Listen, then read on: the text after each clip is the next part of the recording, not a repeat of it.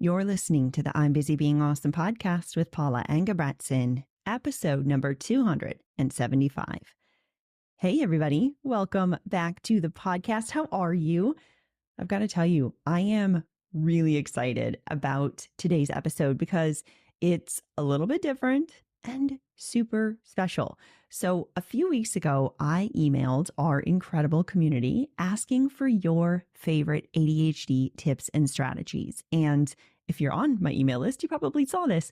If you're not on my email list, let's fix that. You can head to I'mBusyBeingAwesome.com and sign up for the free training right there on the homepage. It's to help you boost your focus and concentration in 6 simple steps. You could also sign up for my free training on how to revamp your routine with an ADHD brain. I have so much good stuff on there, so many resources, and you can grab any of it. And not only will you get instant access to those strategies and tools, but also I will add you to my email list. And usually about once a week or so, you will hear from me with new tips and strategies and ideas on how you can work with your ADHD brain. Now, like I mentioned, I sent out this email a couple of weeks ago, and let me tell you, it was so much fun hearing from all of you. The responses I received were so thoughtful and inspiring and just also packed with really practical ideas that truly speak to how the ADHD brain works. And I can't wait to share them with you because these are tips from people who are living with an ADHD brain every day, just like you and me. And today what we're going to do is dive into these very real, practical strategies to help with everything from time management to task initiation to self-care. I mean, so many incredible resources. They are not one-size-fits-all solutions. They are here tailored to our unique brains. And I just can't wait to highlight the incredible wisdom from this community. So let's dive right in and explore these ADHD tips and strategies together. Now, the first category, let me back up actually. I decided to kind of categorize the tips and strategies into a handful of different areas. That seemed to be the most clear way to organize it. So that's what we're doing this time around. The first category that we're going to look at is all about time management and organization, because as we know, managing ourselves within time can seem like quite a mountain with an ADHD brain. And when we're trying to juggle deadlines and tasks and this endless list of to-dos and all of these daily responsibilities, I mean, it can quickly seem like time is just slipping through our fingers. I know I'm not alone here. I know many of you can relate. I hear from you often. And today we have a bunch of really actionable strategies and tools from you amazing listeners. So first, we're going to talk about several digital strategies that we can explore, and then we'll talk about some more analog approaches as well. So first up, Barbara swears by an app called Motion. Okay.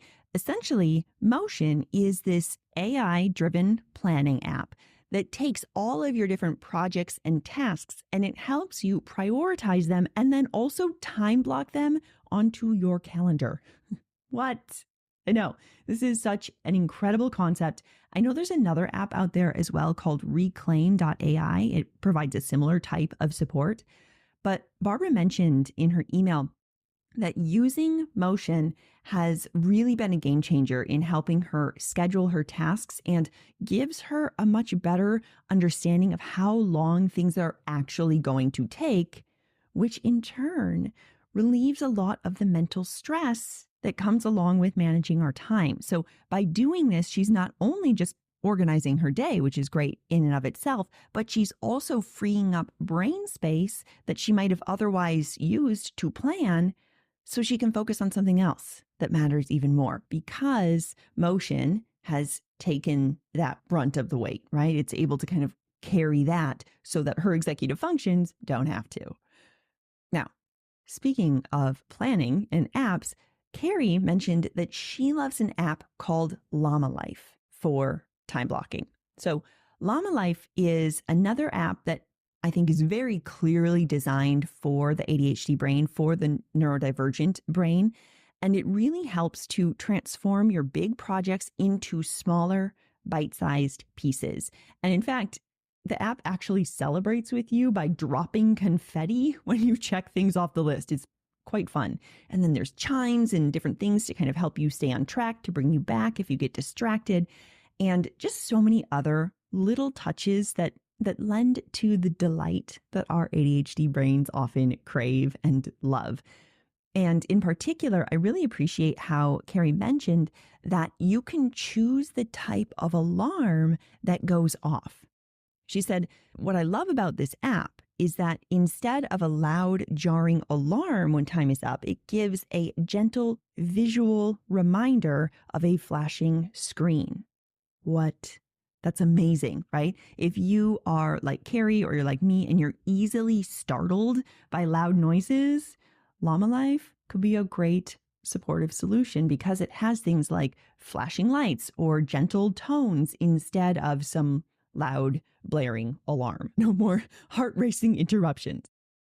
Now, I heard another fantastic time management tip or strategy from Sarah about how you can help yourself remember things that are going to happen long off in the future, right? Maybe you think of something and you're like, oh my gosh, I don't want to forget that. How on earth am I going to remember? Like my planner doesn't even go out that far. How can I remind myself? And what Sarah said is create a Google Calendar invite for however far in the future, for 3 years in the future, if you want to, okay? If you're worried you're going to forget it and you don't know where to store it, you can send yourself an invite for the future so that however far it is down the road, when you look at your calendar, you will see the invite there. So as an example, let's say I thought about some really great birthday idea for my sister Megan, but her birthday's in August and it's literally September when I'm recording this. And so her birthday just happened. There is no way in the world that I would remember that for 11 months, but I could send myself a Google Calendar invite for, I don't know, mid-July or something that says order XYZ gift for Megan's birthday. So having that kind of reminder for those far off things that you know you don't want to forget can be really effective. Now, in terms of organization, another strategy that's fantastic comes from Sandra, and she mentions that she is a huge fan of something called Rome Research. Okay, this is a tool for networked thinking. And Sandra explains that she used to handwrite everything, but that it wasn't a super effective approach for the long term because her mind was always jumping around and she couldn't remember which notebook the thing was in and what have you. But apparently what's really cool about Rome Research is that that app can actually jump from thought to thought right along with you and kind of traces your path. Now, I was actually pretty unfamiliar with Rome Research. I remember people talking about it a couple of years ago in the productivity space alongside, I think the other tool is called Obsidian, but I never really looked into it. I've got to tell you, I am now definitely intrigued after reading what Sandra wrote. So essentially, it is this note-taking tool for brainstorming, for writing notes, for organizing your thoughts. And unlike a more traditional note-taking app, whether it's your notes app in your iPhone or whatever, or Evernote or something, what's interesting about Rome is that it connects your ideas together. So if you mention one topic or one idea in one particular note, it automatically will link it to another note that might be talking about the same topic. So you can start seeing these connections between your thoughts and your notes and your ideas. And I mean, when I think about this through the lens of an ADHD brain, I am so excited because it sounds like such a great companion to our nonlinear thinking, right? When we're jumping from one topic or idea to the next, Rome Research can apparently jump right along with us. And it doesn't need to follow that strict linear structure of folders and categories and that sort of thing. And in fact, my understanding is that Rome automatically creates backlinks, which means you can reference one note inside of another. If I'm talking about time blindness in one section, it creates some sort of backlink to another one if I'm talking about time blindness somewhere else. So you can really start tracing these ideas and find the connections later on. Now, again, I have not played around with this, but I am going to. I'm pretty stoked about it. And I'm excited to hear if any of you also use it. It really sounds like a fun tool. And since we're talking about apps for time management and organization, I will mention an app that I am quite familiar with. I use every day, still continue to use, which is Todoist. I haven't mentioned this app in quite a while, I think, but it is still my app of choice for task and project management in the digital sphere. In fact, I am an affiliate for Todoist. So if you want to try them out, I have a link that I believe gets you 2 months free of the more robust systems. You can try the paid version for that extended trial. And if you find you don't need the paid features, you just need the free version, it'll just end when the trial ends and you can continue using the free version, or you could upgrade to the paid version. I think it's something like $4 a month. But either way, I will leave that link in the show notes if you want to check it out. I love Todoist. I love that I can easily drop ideas into it. I actually created a little widget on my phone, so I just have to tap the button. It pops right up. I can drop any idea that I have, any task I want to do, any project I want to break down at some later time. And I know it's all stored in one place. So it's no more of that, oh, which notebook, which app, which thing. It's like, nope, it's in Todoist for sure. And so when I plan out my days, when I plan out my weeks in my paper planner, which I will also link to in the show notes if you're interested, I always use Todoist as my guide because Todoist is holding all the things that I know I want to do. And then I still love the visual support of mapping it out in my weekly and daily planning. So it's really been a game changer for me. In fact, I plan to do a whole episode on how I use Todoist because I've had a lot of people asking me about how I do use it. So if you are interested in a deep dive into specific tools, in this particular case in Todoist, stay tuned. It's coming. And then speaking of analog and paper strategies, as I just mentioned with my own planner, Madeline shared such a great tip where she is able to keep things simple yet effective with the use of those really skinny Post-it notes, the ones that are like a half-inch wide.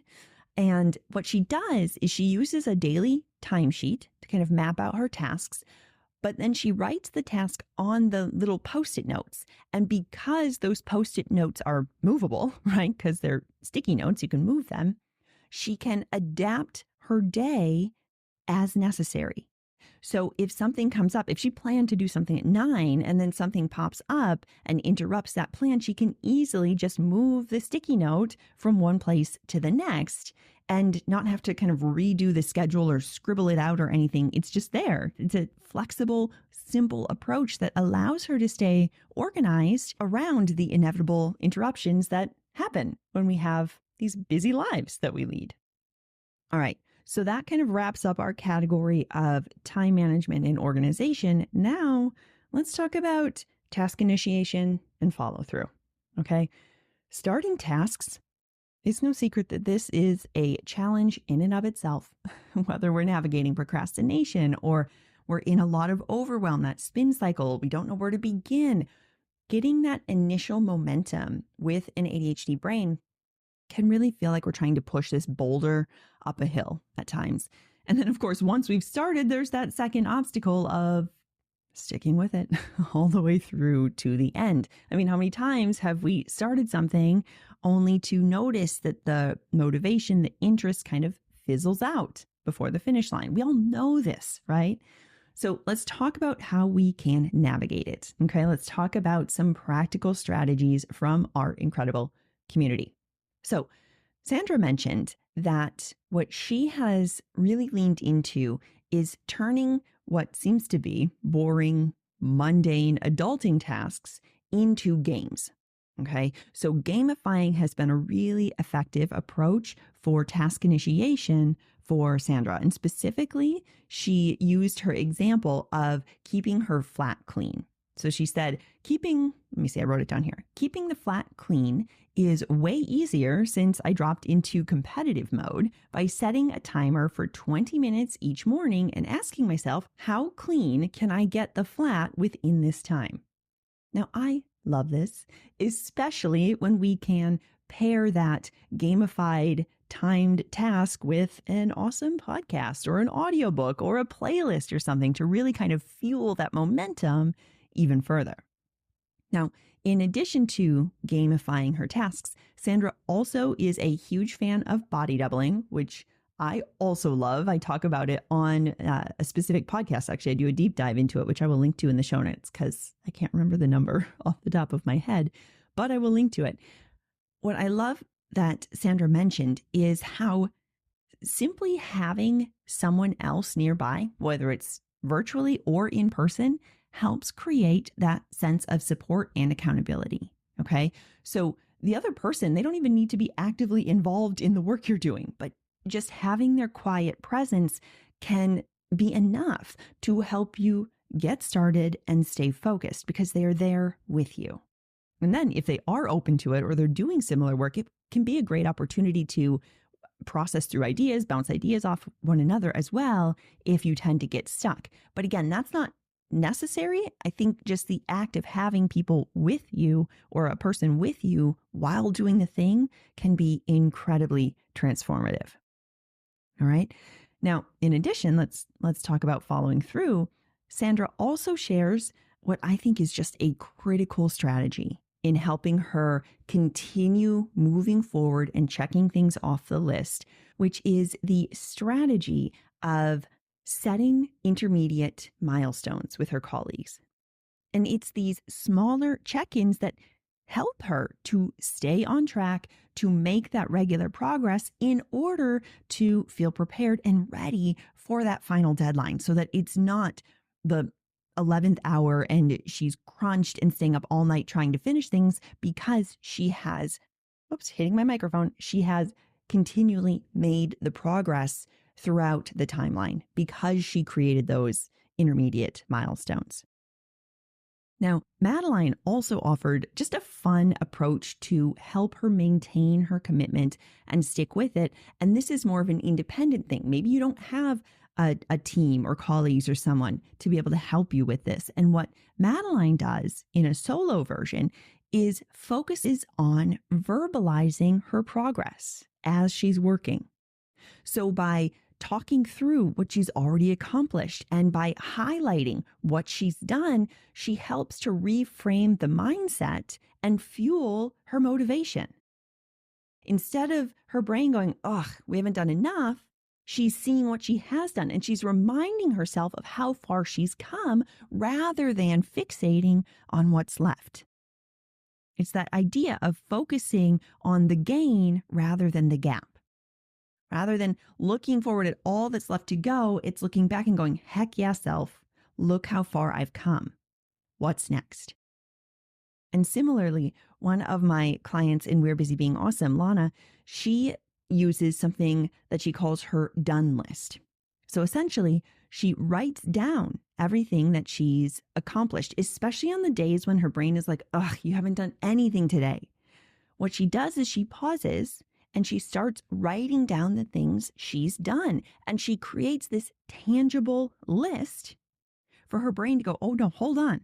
Look at these things I've done. Look at what we've completed.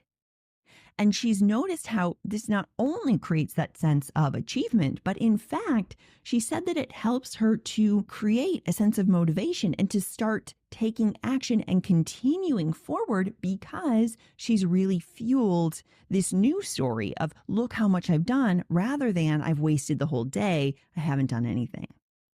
When the brain can see that progress, it's everything. All right. Now let's talk about decision making, okay? Whether it is a big life-changing choice or you're deciding what to eat for dinner, making decisions with an ADHD brain can seem like a lot. This is why we talk about decision making quite often on the podcast, because there is this constant tug of war between our mind and does this make sense? And then we second guess and we worry and we have all these emotions come up. And we can either find ourselves completely stuck in indecision, right? We're in that spin cycle, or we might try and just get out of that as quickly as possible and lead to an impulsive choice that we might go, oh, I wish I hadn't done that a little bit later. Chances are, if you're like me, you've been in both of these scenarios, okay? And then, of course, there's decision fatigue on top of all of it, which just makes our brains want to melt. So here's the thing. We can put supports in place. Again, I have a lot of episodes on decision making, but the one that I want to share here is such an important reminder, which is that we don't actually have to make decisions on the spot. If you are someone who often feels pressured because you're thinking, I have to decide now, I have to do it now, you don't actually have to. And this is where Wendy's approach comes in that I just love it. Wendy has mastered the art of pausing before making her decisions, and especially when those decisions have long-term implications. So Wendy mentioned that she gives herself 24 to 72 hours to respond to any type of decision that might impact her future in the long term. And she's found that this pause creates space for processing, for helping to reduce any of that impulsivity, and for giving herself the time she needs to really check in. So if you find yourself feeling that pressure, you're thinking to yourself, oh my gosh, I have to decide now. They're going to be waiting on me. What are they going to be thinking? What if this, blah, blah, blah, right? Remember, it's okay to take a beat, to step back, give yourself that window to slow down and decide. In fact, I was just talking about this with another client as well the other day. She was often taking on new projects. She's has her own business. And so she would take on these new projects and then would notice, oh my gosh, this is way more than time I have, but I didn't want to say no. I didn't want them to be disappointed. And also I'm time blind. I don't know how long things actually will take. So I just say yes and I take them on. And so we slowed down and we said, okay, well, what if we create a couple of go-to responses of, you know what? Thank you so much for thinking of me. Let me check my calendar and I'll get back to you. Or, oh, I love this invitation. It sounds really fun. Let me see what's going on. I will get back to you by Friday. So you know one way or another if I'm in.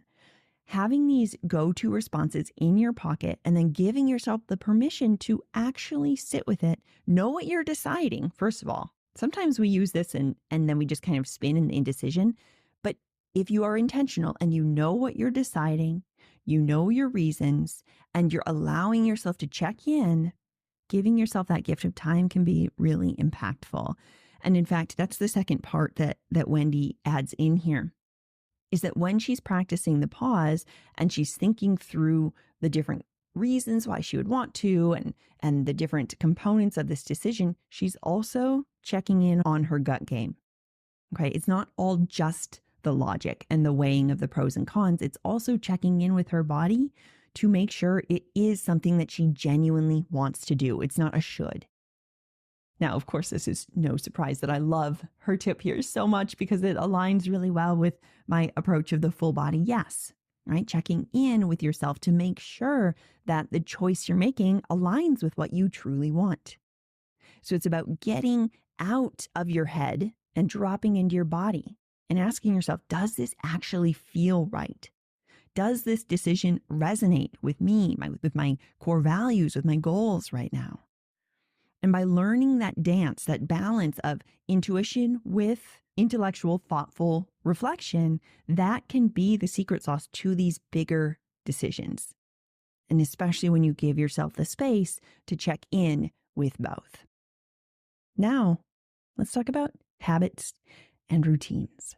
Okay, so as I talked about in depth, really, in episodes 268 and 269 of the podcast, when it comes to ADHD, the topic of consistency doesn't have to look the same for everyone. In fact, I like to think about consistency as something that's very personal and flexible, because the idea of consistency is entirely made up. It's just a word and we get to define what it means. So it's all about finding and defining that rhythm that works for you in your brain. It's not about needing to rigidly stick to the same thing every single day.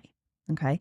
ADHD brains often struggle with those types of routines or habits or systems that seem too predictable, monotonous, restrictive. Some of our brains really react against that. Some of us love it. Some of us really want quite a bit more flexibility and freedom. And so if this is you, if you are one who tends to lean more toward the flexibility side, remind your brain that doesn't mean you can't also create really supportive habits and routines. In fact, you can, as long as you're doing it in a way that works for your brain. The key is to define what consistent means for you in these particular routines and goals and habits. Okay, so let's talk about a couple of strategies from the community that people use to help them make their habits and routines more doable for them. So first of all, Stephanie has found a ton of support and success with the app called Routine Planner Habit Tracker. I believe this used to be called Routinery. And Stephanie mentioned that she uses it almost every morning, which is so fun. And there are a lot of core features that speak to the ADHD brain. Okay, so there's this timer functionality where the timer provides voice alerts and push notifications to help people realize, oh, I got to move to the next part of my routine. It's time to move on. We all know what it's like to get stuck in that vortex, right? You go down the rabbit hole and all of a sudden that routine is way off. But Routinery, or this, what was the new name called? I just said it. Routine Planner Habit Tracker. By having that app send you the notification or the voice alert that it's time to move forward is really effective, right? It helps us to stay on track. And if we happen to miss a step or we need to skip a step, it allows us to do that too. Maybe something takes a bit longer. So you realize, oh, I got to skip step 3 of the routine. I'm going to skip the 5-minute meditation. I'm just going to go into eating breakfast or whatever, right? And speaking of which, I believe this app also allows for a lot of flexible scheduling. So you can create these customized routines tailored to your life, whether it's for the weekday, the weekend, specific times of the day. And this flexibility allows us to integrate different tasks throughout different parts of the week. Okay. And then in addition, it allows you to track your progress over time and see those achievements and things. So if you're looking for some sort of an app that allows you to stay on track and tracking the progress of it, this app could be a supportive one. Again, I will link to it in the show notes. And then that actually brings me to a tip from Madeline, who reminds us of the important power of embracing iteration, the process of iteration. So for Madeline, routines are something that evolve over time, right? She reminds us that no routine is perfect. It's just a routine that fits for this season. And if a habit stops working, she adjusts. It's all about that process of iteration. Oh, this isn't working so well. Okay, well, what do I need to adjust? Let me try something new and then move forward from there. And when embracing this process of iteration, Madeline's able to, have this flexibility while still creating the structure that works really well for her. Again, consistency doesn't have to mean the exact same thing every day. Instead, it's about staying committed to the process and making adjustments as often as you need to. All right, the last category that we're going to look at today is all about self-care and really taking care of our emotional, physical, mental wellness, okay? Because if there is one thing that we want to prioritize as ADHD brains, it is taking care of our mental and emotional and physical wellness. Okay. Self-care is not just a nice to have. It is the foundation for everything that we do. And if self-care, if that word has been destroyed for you because of all the Pinterest things and Instagram quotes and everything, let's call it your basic needs. Okay. Because that's what this is. We need to take care of these basic needs. Because when we are not managing our energy and our emotional and mental wellness, it is like running on empty. And that is just not sustainable. It's not possible. Okay, so when we are taking care of our basic needs, when we are taking care of our self-care, that's literally what this means. We are taking care of ourselves. That is what allows us to keep going for the long haul. Okay. So it's especially important for us with ADHD brains when we are navigating the ups and downs, the emotional roller coasters that come with our brains, to ensure that we are taking care of ourselves as much as possible. Okay. Now, as I mentioned, self-care can look very different, right? It's not just bubble baths and Netflix binges. Now, it can be. I am all in, but it doesn't just have to be that. Okay. Self-care or taking care of your basic needs, this is about finding ways to support our physical and mental and emotional wellness in a way that works for us. Okay, so I'm going to talk about a handful of really incredible strategies that members of our community shared with me. And I'm going to start with a tip from Britta, who has such a fantastic and compassionate and clever strategy. It literally made me just start smiling with joy and delight when I read it. And I also love the way that she told this story in her email. So I'm going to literally read what she wrote here. Okay. So she said, "This is the tip that has changed my relationship with myself and my identity as an ADHDer. It's reduced a lot of shame around being me.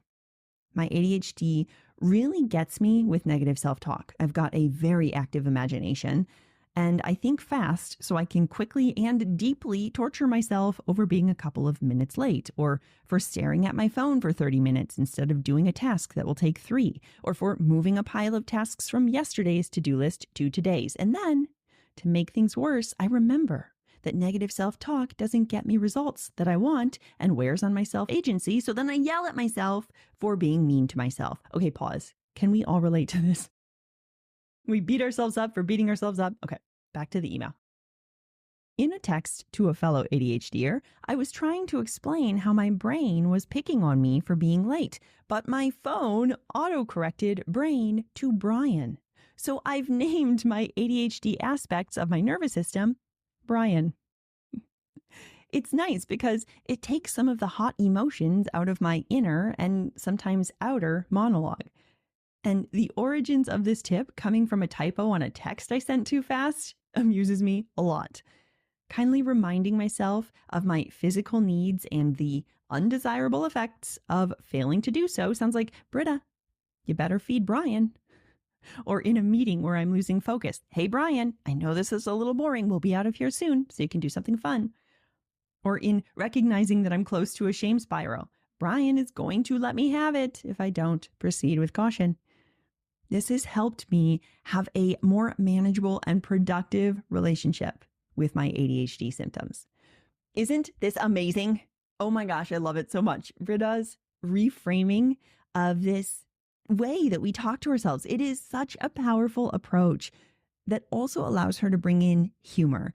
And I know Britta, she's remarkable, and it's just so fitting because she has such a great sense of humor as well. And it brings in humor, but with this gentleness and this kindness. And it's such an incredible reminder that self-care isn't just about our physical needs. It's also about being really gentle with ourselves emotionally as well. Now, another strategy that I think is such a powerful reminder comes from Barbara, who is all about listening to her energy levels and adjusting her schedule accordingly. So she actually intentionally underschedules herself on her low energy days. So she's learned to tap into her body, know how she's feeling, and when she's low energy, she honors that. She gives herself permission to step back and recharge. And this approach helps her to avoid burning out because she's acknowledging, oh, you know what? Some days they're going to be slower than others because I'm not a robot. That was not in her email. I added that. Editorial remark, because she's not a robot, right? And that is perfectly okay. That's beautifully human, right? For Barbara, it's not about pushing through at all costs. It's about recognizing what her body and her mind need and then giving herself that. And in fact, Sandra actually adds to this by emphasizing the importance of acceptance when we have brain fog. We all know this brain fog, right? And it can be really easy to resist it and to get mad at ourselves of like, oh my gosh, why is this here, right? But then Sandra comes and she offers such a powerful reminder that we could actually accept the fact that we have this brain fog. On the days when our energy is low and our focus just feels impossible, what Sandra does is gives herself permission to rest. Because she too understands she's not a robot. Again, editorial. But she understands that sometimes being super productive is just not in the cards, and that's okay. By embracing these low energy moments and allowing herself to recharge, Sandra can then come back even stronger when her energy does return. Okay, now I want to talk about a couple of actionable things. Okay, so Wendy takes a more structured approach to creating time for self-care, for taking care of her basic needs. And she does this, oh my gosh, I just love it, by scheduling bi-weekly library days. So these are days that she sets aside for lighter tasks, for reading, for reflection, for giving her brain that space to rest and recharge after a busy week. And this planned downtime that she just builds into her schedule helps ensure that Wendy is maintaining that balance and not constantly pushing herself. Because it's scheduled in, it's bi-weekly. Every other week, she's heading to the library for that time. Right? Plus, it's a way to weave the self-care into her routine. It becomes this kind of non-negotiable part of her life. And then Stephanie has one more practical approach to taking care of our basic needs when it comes to something, again, we all need, which is food. So during busy weeks, Stephanie mentions that when she doesn't have time or energy to do any kind of cooking, she uses the app CookUnity to make sure that she's still getting those healthy meals without all of the stress of needing to grocery shop and meal prep. I mean, she's taking something off of her plate, which is phenomenal. Okay, so each of these different strategies that people have offered here shows how self-care can be deeply personal and individualized. It's about checking in with where you're at, honoring it, practicing the acceptance of it. If you're in resistance, we're not going to beat ourselves up for it either. We're like, oh, that's interesting. I'm resisting this and I'm beating myself up for it. What would it look like if we put that first layer down? We stop beating ourselves up about it, right? And then we start listening to what our bodies need and giving ourselves that space to rest, to recharge without the guilt, without the shame, without the shoulds. All right. Oh my gosh. I just loved hearing from all of you. I love this collection of ADHD strategies from all of you amazing humans. Thank you for sending them. I am just blown away by the variety of tips and the solutions and strategies that you shared. Each one is so thoughtful, so creative, so practical, and just a really great reminder that we are all navigating this ADHD journey together. And there is no one-size-fits-all approach. What works for one person might spark a new idea for someone else. And that's exactly what makes this community so powerful. So I hope that these tips and ideas were as inspiring for you as they were for me. And whether it's trying out an app to manage your time or to gamify a task or to practice greater self-care, I encourage you to choose one tip from today's list. They will all be beautifully laid out by the incredible Yolanda on my website. So you can click through the link in the show notes to see it. I encourage you to choose just one piece of wisdom from today and try putting it into practice. And of course, I would love to keep the conversation going as well. If you have additional tips, keep sending them my way. I'll collect them. Maybe we'll do a part 2 and we'll keep building on this. I would love to hear the strategies and solutions that are working for you. You can send me a message over on Instagram. I am at I'm Busy Being Awesome. Send me a DM. I would love to connect there, or send me an email, paula@I'mBusyBeingAwesome.com. Again, I would love to hear from you. After all, we are all learning from each other, and your insight that you share could be the very thing that someone else needs to hear. All right, my friends, that's going to do it for us this week. And if you are ready to take these concepts and apply them to your life, if you are ready to learn how to work with and support your ADHD in a way that works for you, I invite you to check out today's show notes where you can learn more about how we can work together both one-on-one and in my small group coaching program, We're Busy Being Awesome. Also, if you want to learn my simple step-by-step approach to locking in a routine and make it stick, be sure to check out my free course called the ADHD Routine Revamp. You can tap through the link in the show notes or head to I'mBusyBeingAwesome.com/routine to sign up. Until next time, keep being awesome. I'll talk with you soon.